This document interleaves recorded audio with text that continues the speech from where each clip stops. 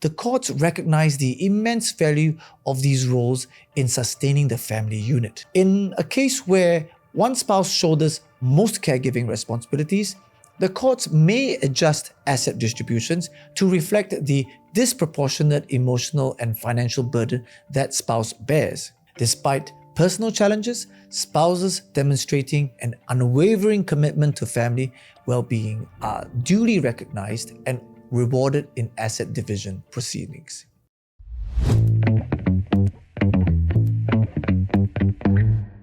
Equitable division of assets requires a nuanced understanding of each person's and each spouse's monetary as well as non-monetary contributions. Some recent cases in Singapore shed some light on how the courts evaluate spouses' efforts and contributions in such a contest. Number 1. Weightage of contributions. Evidence-based assessment. Courts meticulously examine evidence to determine the extent of each spouse's contributions.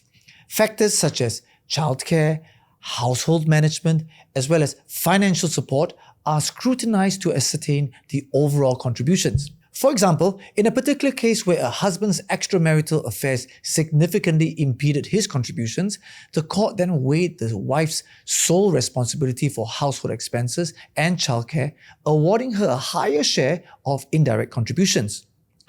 Number 2. Non-monetary contributions. Non-monetary contributions, including childcare and caregiving, are accorded significant weight in asset division. The courts recognize the immense value of these roles in sustaining the family unit. For example, wives who assume primary caregiving responsibilities often receive higher percentage of indirect contributions, reflecting their pivotal role in nurturing the family despite financial disparities. Number 3. Balancing financial and emotional contributions. While financial contributions are acknowledged, the court will also prioritize fairness and consider the holistic contributions of each spouse. Emotional support, care for children with special needs, and coping with familial challenges are all factored into asset division. For example, in a case where one spouse shoulders most caregiving responsibilities, the courts may adjust asset distributions to reflect the disproportionate emotional and financial burden that spouse bears.